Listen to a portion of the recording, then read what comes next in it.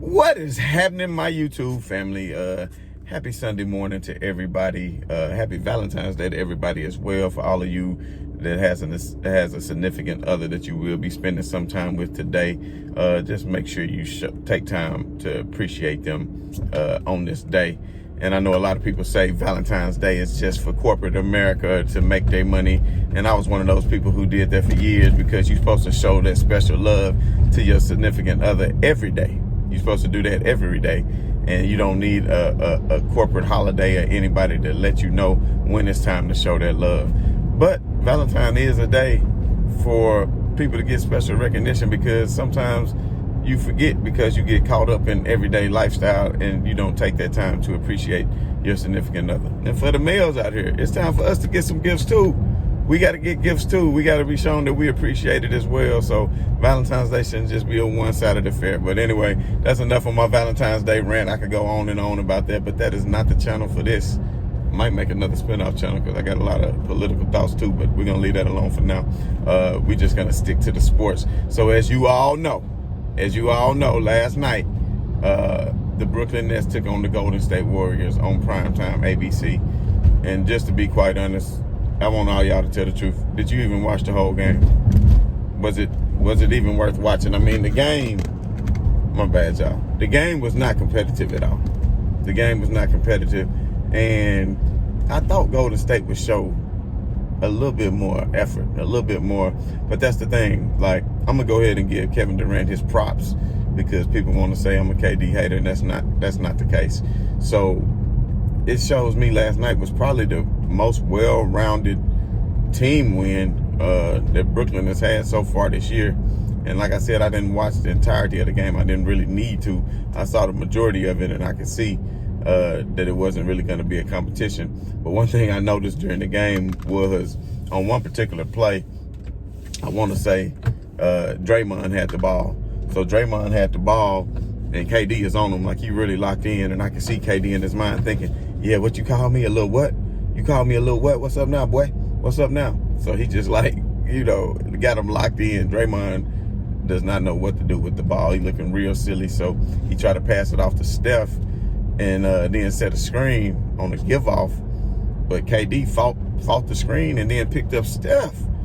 And Steph ended up losing the ball out of bounds. So KD basically played defense on both of them and stopped both of them at one time. And then it's like their heads was hanging down. So like Steph Curry, Draymond Green, your head hanging low. It's like you already knew, like, we don't have Klay Thompson. This is not that old team. Like, all that stuff Draymond talking about, we didn't need you. He must have forgot he the one who called him and invited him there. So at the end of the day, Brooklyn is just a superior team. Now, if Golden State had Klay Thompson, then that would be a different story. But if Brooklyn plays a well-rounded basketball like they did last night, if they can play as well-rounded a game as they did last night, then they're definitely going to come out of the East and going to challenge the Lakers in the finals, is my prediction. I know a lot of people keep saying they don't have defense, and but still, with the talent that they have, it's really, to me, I mean, we do have the great LeBron James, of course, but to me, when you had 3 All-Stars in your starting lineup and 3 Hall of Fame players in your starting lineup, there's really no reason that you shouldn't win the championship. There's no reason that you shouldn't win the ring. But there is 2 reasons. There's 2 things that's going to keep you from winning the ring, though. It is 2 things that's going to keep you from winning the ring for Brooklyn, and those 2 things are LeBron James. You might just say that's one thing. It's still, hey, he might as well be 2 people, because who the hell can you get to stop him? But anyway, that game wasn't just very interesting. I mean, that was the first game of the West Coast road trip. I want to say they're going to be taking on Sacramento tomorrow night before they get into the meat of that West Coast schedule, when they have to actually take on the Lakers and the Clippers. I'm not sure if they play Denver or Utah on this 5-game trip or not. I have to take a look. But nobody had as long road trip as the Lakers did when they went out east. So just a 5-game road trip. I did hear that Kyrie Irving officially gave over the keys of the offense to James Harden and said, bruh, I'm the shooting guard now, because I'm going to take all of these shots, and I just want you to be the point guard. And quite honestly, James is a better point guard, although he's been a shooting guard, even though he played point guard a year in Houston as well, and very capable of distributing. But just because of his ability, you never know if he's going to pull up and shoot or if he's going to pass. I think James has a pretty good vision. I would dare say that his vision on the court is better than that of Kyrie.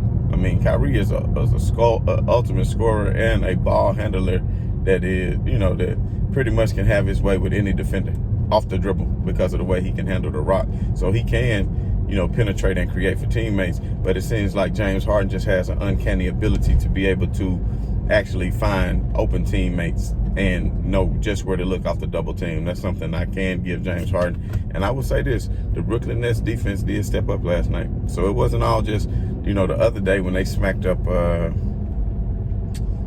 the hell did they smack up? They smacked up somebody pretty good the other day. It wasn't even much of a game. The Pacers. They smacked them up pretty good. It wasn't much of a game, but that was the Pacers just missing a lot of shots. But on this particular game, I will say that they played pretty good defense. And I mean, let's be honest, Wiggins, Oubre, and Curry is no match for Harden, for Harden, KD, and Kyrie. So let's not just act like that this is a game that Golden State should have won. But you would think it would have been a lot more competitive than that. And that's why I'm saying that the Brooklyn Nets are going to be a team to be reckoned with, because they just now starting to gel. And the bench players seem like they're playing a hell of a lot better, making open threes. I mean, Brown is playing good. DeAndre Jordan to be back. Let's see how he plays. And, I mean, without the services of him yesterday, they still were not in trouble. So that just goes to show you that their cohesiveness is coming together as far as being a team. So let's just see how the rest of this road trip plays out, especially when they take on the Lakers next Thursday. Let's just see how that's all going to play out. But anyway, another game that was very interesting last night. I don't know if everybody got a chance to saw that because that was on League Pass. That game was Phoenix Suns against the Philadelphia 76ers. And everybody who's saying Joel Embiid is the favorite to be MVP over LeBron James, and all these LeBron haters, just kill me with all these LeBron haters talking about LeBron doesn't deserve the MVP. It's just a narrative created by the media. Other people are outscoring him. Well, no shit. I mean, Joel Embiid might be averaging a little bit more than LeBron James. And but where's his assist total? Where's his assist total? What is he? I mean, he's right up there. Don't get me wrong. If it wasn't LeBron James, I would say that it was Joel Embiid. So I'm sorry, y'all. I'm out here slipping on some ice. Man, it's slick out here. Let me be careful. Let me make sure I be careful, man. But anyway, I still got to give it up to LeBron James as far as being the MVP, just because of what he's doing for his team and willing his team to victory every night. Because if LeBron, without the services of AD, who's been nicked up all year, do you think the Lakers would win any of these games without LeBron James? And I know you could say the same token for Joel Embiid. If you take him off the team, what would Philly do? But at the end of the day, LeBron James is the one who putting his print on the game and putting his stamp on the game and being able to get his teammates and make them better. And that's something that Joel Embiid isn't doing. I mean, he's a hell of a player, but how many teammates is he making better and building their confidence up? And that's what's going to separate them as far as being a championship team versus being a team that's a championship caliber team. There's a difference between a championship caliber team, because every year in the league, you're going to have 4 or 5 teams that's championship caliber teams, but there's only going to be one champion. And this year, I would say championship caliber teams. And when I say championship caliber teams, I'm talking about teams that's actually capable of winning the championship.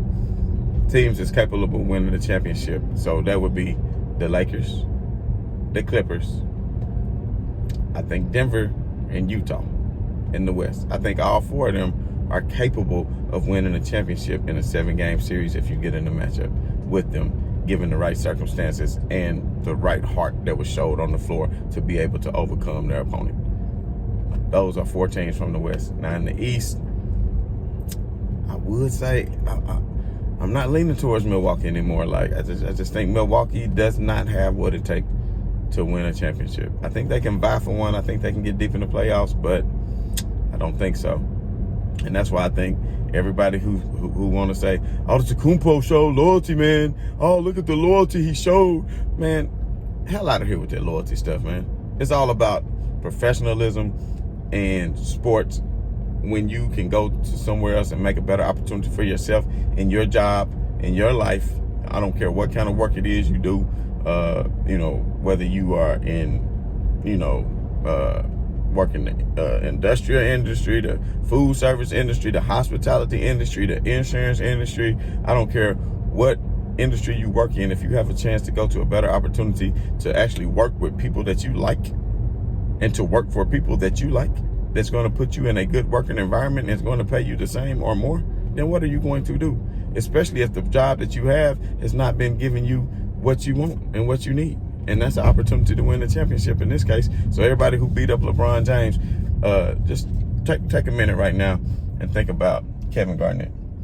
Kevin Garnett, he's not even considered one of the greatest of all times at his position.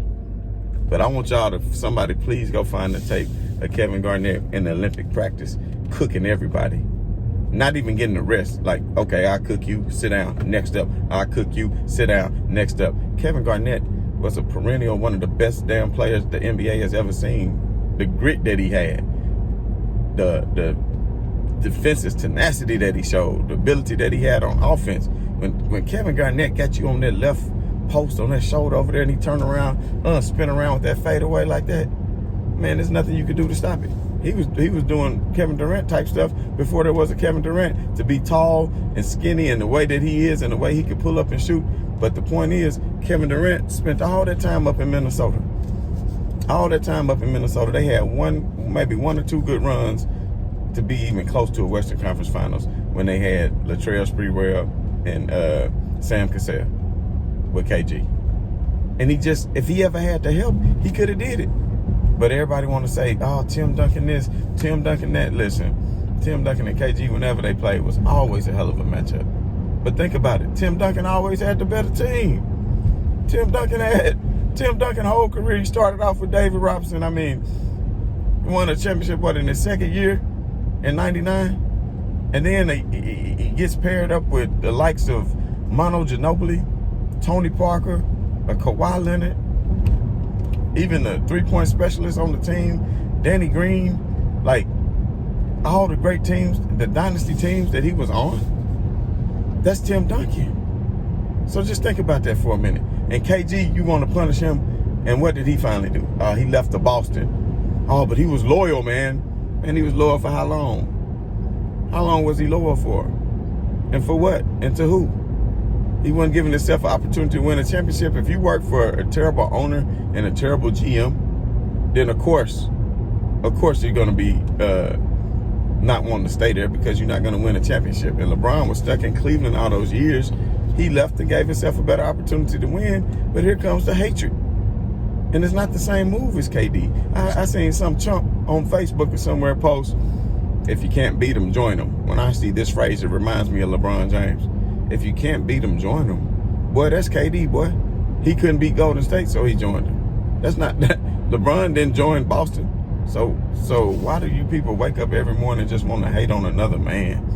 I never understood it myself. I mean, like I keep telling y'all, get that hate out your brains. Get that love into your veins. You understand what I'm saying? But so KG, when he went to Boston, he gave himself an opportunity to win championships. He gave himself the opportunity to go out here and win championships. But other people want you to say, oh, he stayed loyal. He stayed loyal. And I know I'm getting a little bit off topic, so back to what I'm saying. What made me say all of that is Antetokounmpo staying in Milwaukee. So now that he signed another long-term deal with Milwaukee, what is that going to get him? What is that going to do for Antetokounmpo? What they going to keep surrounding by? Ooh, they're going to get him what, Drew Holiday? Oh, wow, man. Let's go make a run at it. I mean, the Nets went out and got James Harden, fam. They got Kyrie Irving, fam, with Kevin Durant. What is Antetokounmpo and Drew Holiday and Middleton going to do with that? If they show some heart, I'm not saying it's not capable, but Antetokounmpo, you got to show me more. Even what did Devin Booker tell him?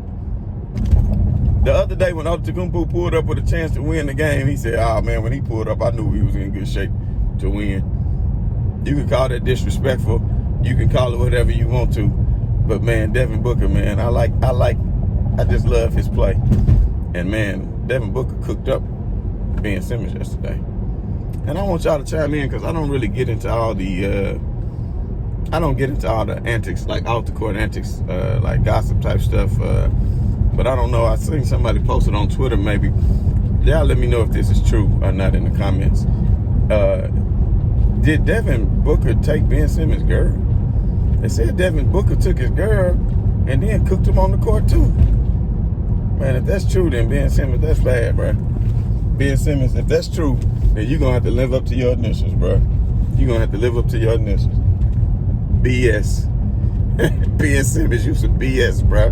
If you let this man take your girl, took your woman, and then come out here and cook you on the court, if he took your woman, you should have locked him down on the defensive end and came down here and yoked on this fool. But Devin Booker, he represents for LSP. Light-skinned players all across the world. Devin Booker, he really represents for LSP if that's the case. Matt Barnes had that title for a while because of the way he drove so many miles to go put the beat down on Derek Fisher. So we're gonna go ahead and get that to Devin Booker now, y'all. We're gonna get that to Devin Booker. But anyway, back to what I was saying. They cooked them up pretty good. The Phoenix Suns are looking nice. Of course, that's the thing about the West. So, Phoenix Suns looking nice. Chris Paul, Devin Booker, my boy Crowder. He's not scared. He can play good defense. He's capable of spreading the floor too. He's becoming a lot more reliable three-point shooter. So, with all that being said, it was a good slate of games, but got to get back to business tonight.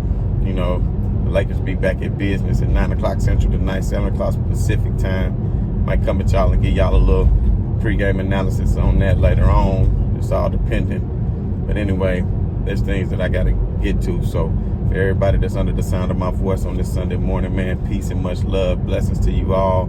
And, of course, as when I sign off, I always got to tell you, right on to the real, and much love to y'all haters. I'm out.